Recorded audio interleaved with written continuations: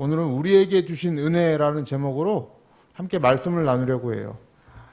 이 말씀 고린도후서 8장과 9장의 말씀들을 좀 많이들 알고 계실 겁니다. 이게 연보에 관한 말씀인데 고린도 교회를 향해서 바울이 권면하는 거죠. 너희들이 이제 이 예루살렘 교회가 어려워졌으니까 그 교회를 향해서 좀 섬김의 모습을 보여줘라. 그래서 연보에 관한 얘기입니다. 이 연보는 오늘날로 하면 헌금이라고 할 수도 있죠. 그런데 이렇게 헌금 설교를 한다는 것이 사실 굉장히 교육자에게 있어서는 부담스러운 일입니다. 왜냐하면 헌금 설교하면 이렇게 색안경을 끼시는 경우가 좀 있거든요. 아, 저 목사 이제 밝히기 시작했구나. 돈 밝히기 시작했구나. 이렇게 보실 수도 있고, 어떻게 보면, 이게 세속적으로 변했네. 이렇게 보실 수도 있는데, 아닙니다. 이 헌금이라는 것은 이 중요한 게 우리가 드리는 것도 중요하지만 드리는 것보다 더 중요한 것은 우리가 어떻게 드리느냐가 굉장히 중요한 것이기 때문에 어떠한 마음과 어떠한 태도와 어떠한 자세로 드리는가가 굉장히 중요하잖아요. 이것이 우리의 중심이 잘못되어 있다면 하나님이 받으실 만한 헌금이 안 될 것 아닙니까?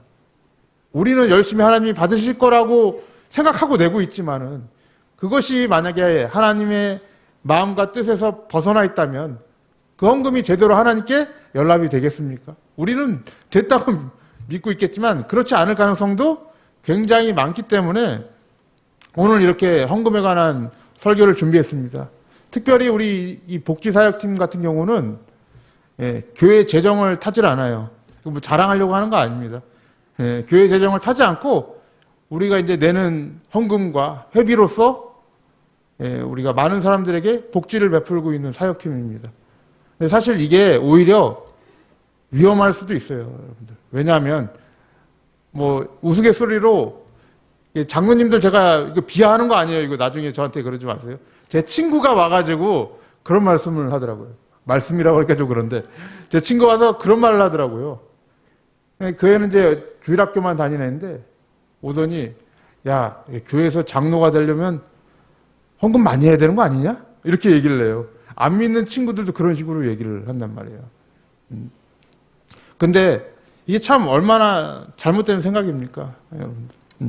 이게 위험할 수 있다는 것이 그런 거예요. 내가 얼마나 많이 내는가 또 이런 거에 막 치중하잖아요. 또 내가 이 교회에 얼마나 공로를 세우고 있는가 그런 것들이 나의 의로 쌓이게 되고 또 잘못된 방향으로 내게 되면 그거 자체가 굉장히 하나님 앞에 교만이 될 수 있고 잘못된 일이 있기 때문에 오늘 이 말씀을 보시면서 우리가 어떠한 방법으로 또 내가 내는 헌금이 지금 잘 하나님께 내고 있는지 성경적으로 우리 함께 좀 읽어보도록 할게요. 자, 오늘 이 말씀을 보시면서 바울도 이 고린도 교회에 이 예루살렘 교회로 헌금하라고 권면하지 않습니까? 이것이 굉장히 바울에게도 데미지를 입는 일이었어요.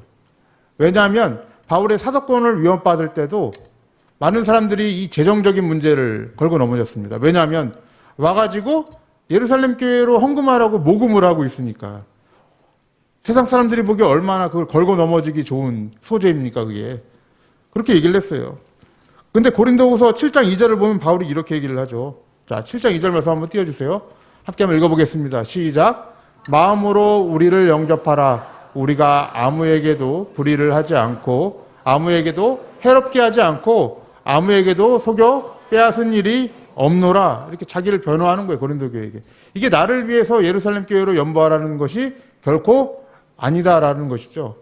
이것이 하나님의 영광을 위해서 하는 사역인데 많은 사람들이 이렇게 사도권을 걸고 넘어지고 바울을 음해하려고 하니까 이렇게 자기를 변호하는 모습이에요. 근데 이건 그냥 단순히 자기를 변호하는 것이 아니라 이것이 무엇이냐면 자기가 무너지게 되면 자기의 복음, 자기가 전한 복음도 무너지게 되고 자기가 여태껏 가르쳤던 것들이 다 거짓말이 되잖아요.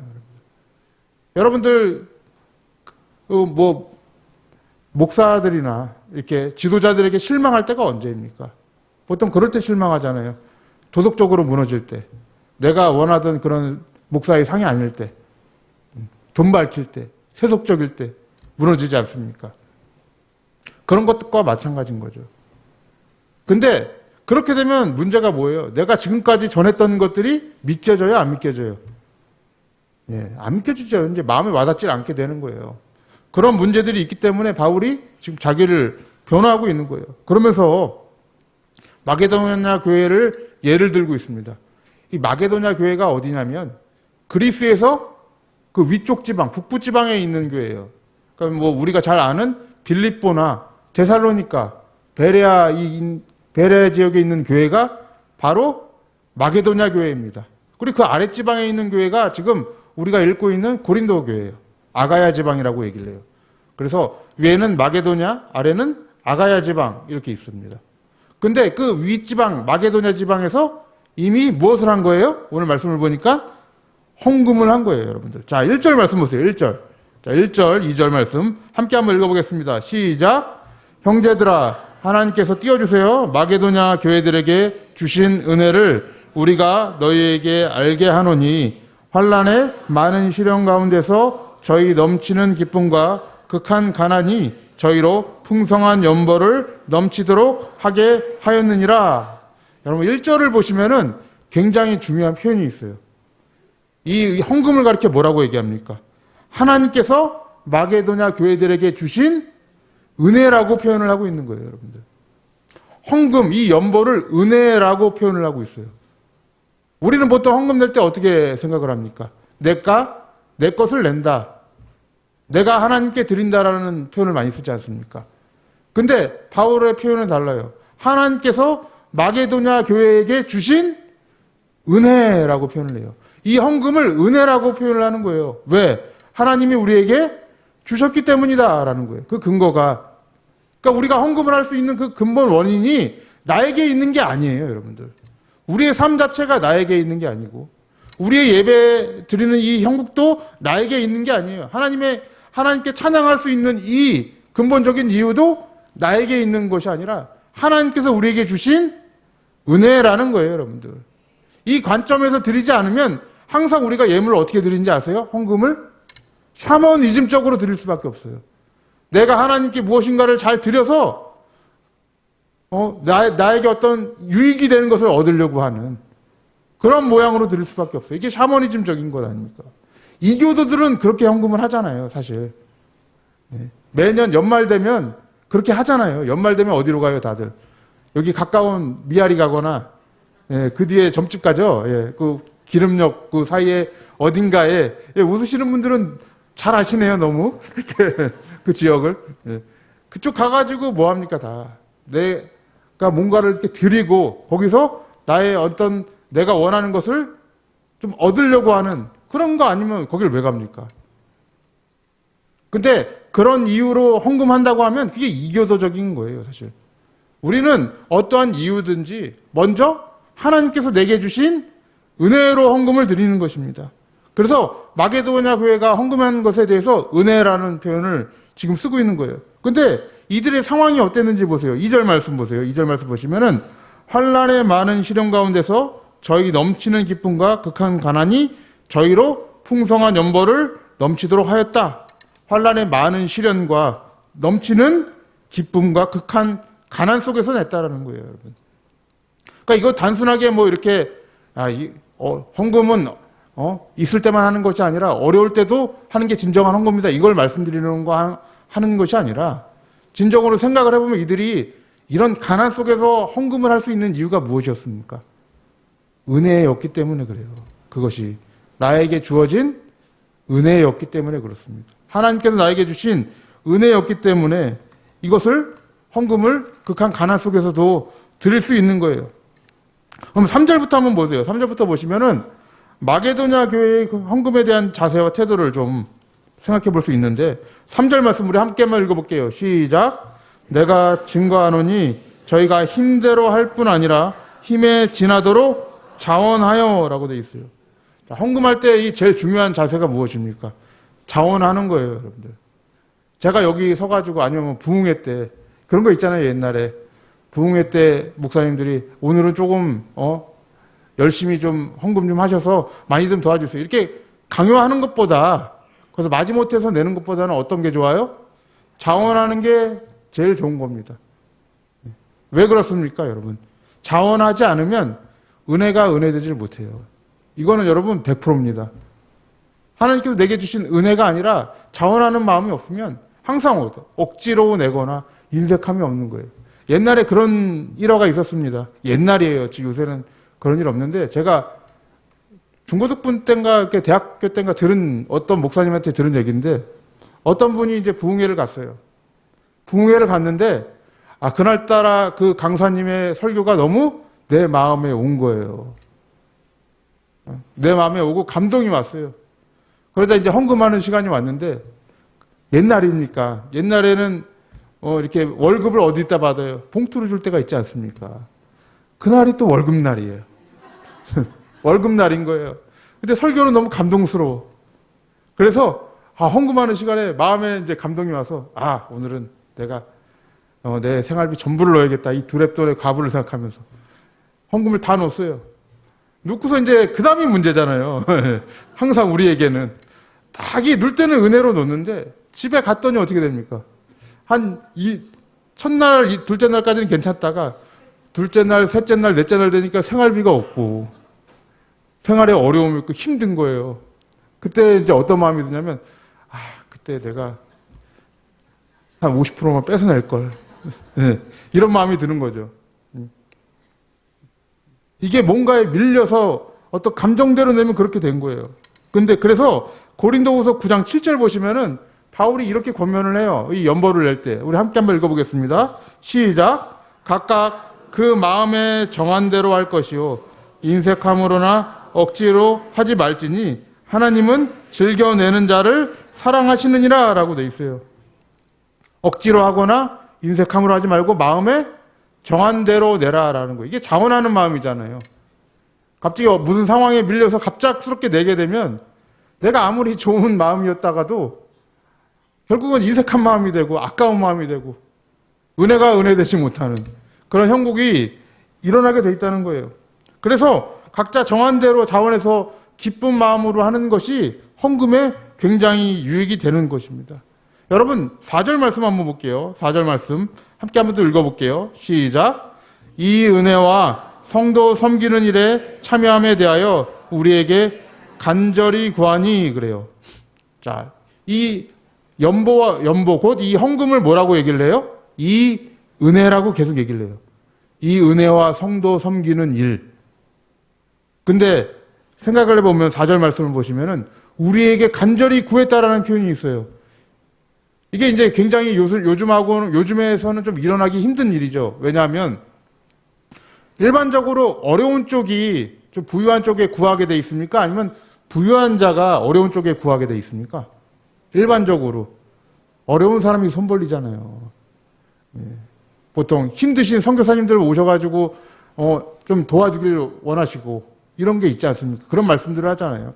뭐 부유한 쪽에서는 아쉬운 게 없으니까 도와주는 쪽에서는 아쉬움이 없는 거예요. 근데 지금 이 4절의 상황은 반대가 된 거잖아요. 오히려 어떻게 됐습니까?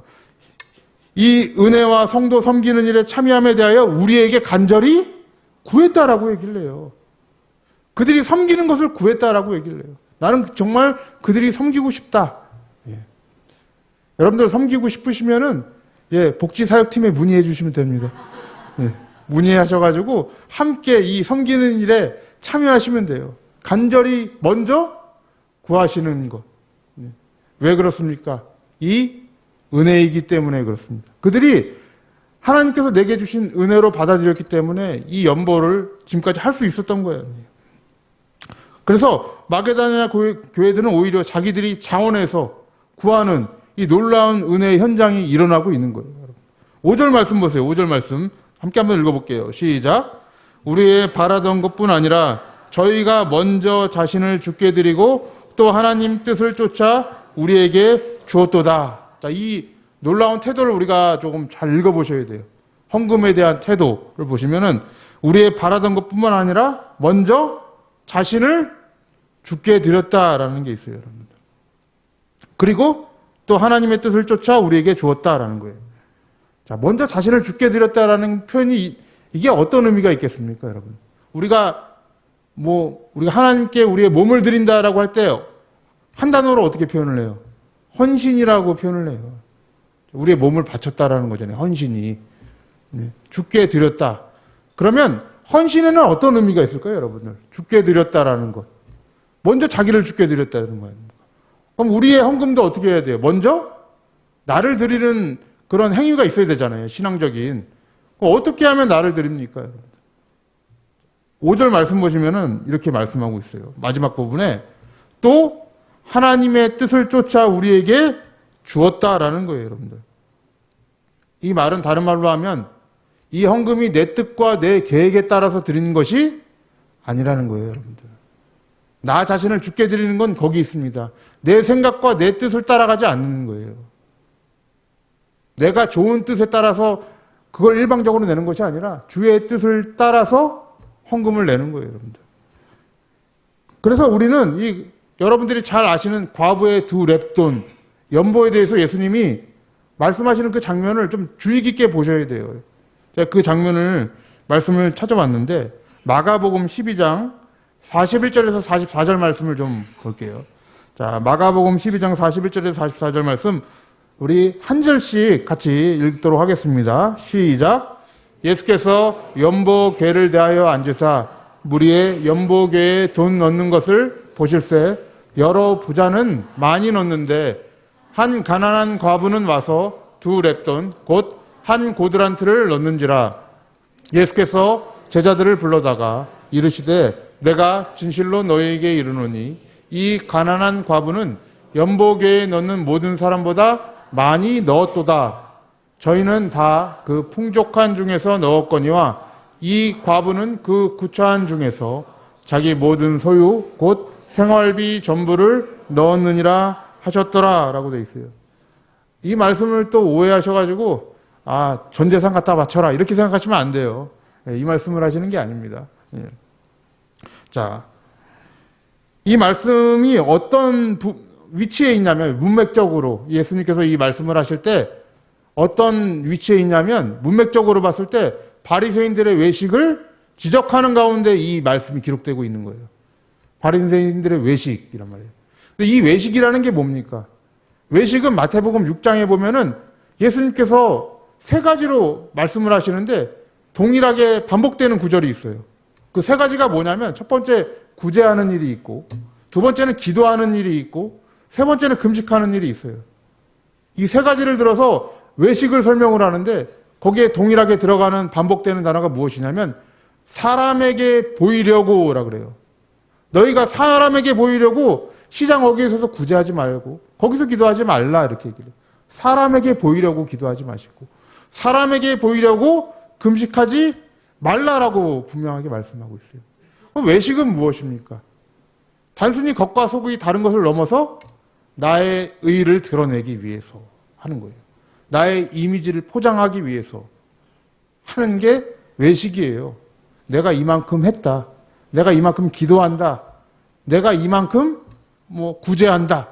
내가 이만큼 금식한다는 걸 드러내는 그것이 뭐예요? 외식이에요. 사람에게 보이려고. 다른 말로 하면 사람들에게 인정받으려고 하는 거예요. 그게 외식인 거예요. 나의 의를 드러내는 것. 그런데 예수님께서 과부를 칭찬하시는 그 이유가 뭘까요? 44절 한 번만 띄워주시겠어요? 44절을 보시면은 이렇게 말씀해요. 저희는 다 그 풍족한 중에서 넣었거니와 이 과부는 그 구차한 중에서 자기 모든 소유 곧 생활비 전부를 넣었다라고 해요. 여러분 여기 중요한 단어가 자기 모든 소유를 넣었다라는 거예요, 여러분. 이거 단순히 예수님이 돈을 보신 게 아니잖아요. 예수님이 사람의 외모를 봤으면 많이 넣는 사람 좋아했겠죠. 근데 자기 모든 소유를 넣었다는 건 무엇입니까? 이거는 자기를 드렸다는 얘기예요, 여러분. 다른 말로 하면. 두 렙돈을 넣기 전에 이미 그 자신을 드리고 그 헌금을 하였다라는 얘기예요, 여러분들. 그래서 다른 말로 하면 자기의 뜻을 따라 드리지 아니하였고 하나님의 뜻을 따라서 드렸다라는 것이에요. 그래서 과부의 헌금은 자기를 부인하고 하나님의 뜻을 따라 자원하는 마음으로 드린 거예요. 그 생활비를. 그러니까 여러분들 오늘 이렇게 좀 이 말씀을 생각해 보실 때 헌금이 단순히 돈 내는 행위가 아니고 그냥 뭐 세상과 똑같은 구제 행위가 아니라는 걸 좀 생각을 해보셔야 돼요. 나는 지금 어떻게 이 교회에 헌금하고 있는가를 한번 돌아보셔야 되는 거예요. 이것이 곧 나의 의로 쌓일 때 하나님이 어떻게 보시겠습니까, 여러분?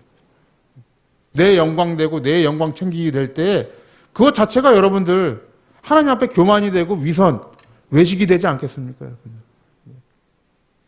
그래서 이제 마지막으로 우리가 좀 생각해 봐야 될 것은 그러면 어떻게 해야 하나님의 뜻을 따라서 드리는가를 좀 생각을 해봤으면 좋겠어요.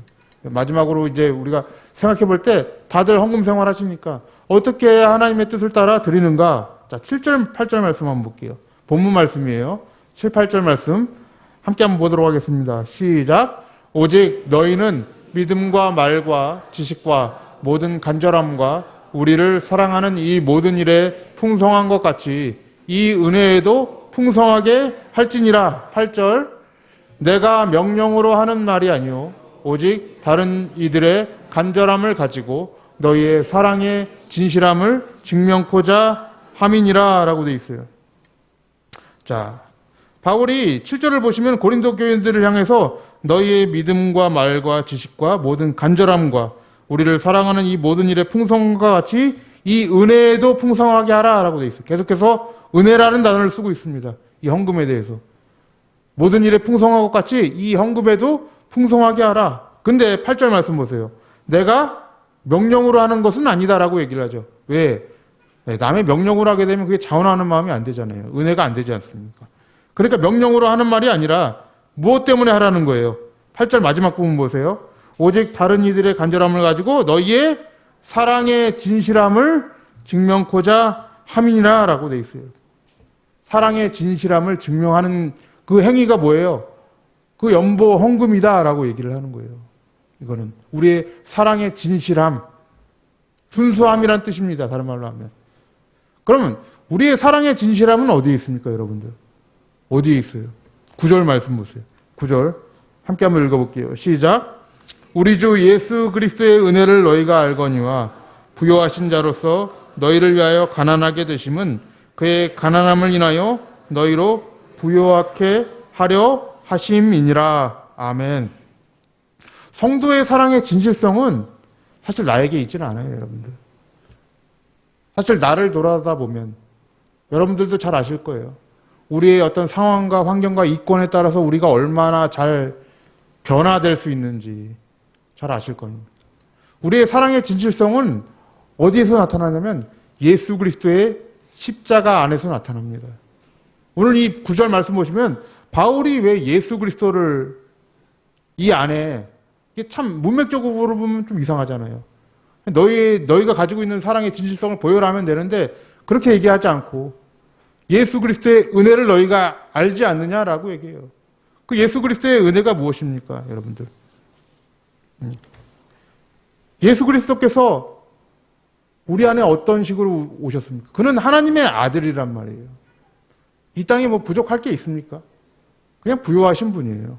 전혀 부족할 것이 없는 분이신데 그분이 이 땅 가운데 오셨어요. 오신 것 자체가 여러분들 하나님의 입장에서 봤을 땐 그냥 가난함 아닙니까? 근데 가난할 뿐만 아니라 우리의 죄를 대속하기 위해서 우리의 영적인 풍요를 위해서 오히려 그 신이 죽으셨단 말이에요, 여러분들.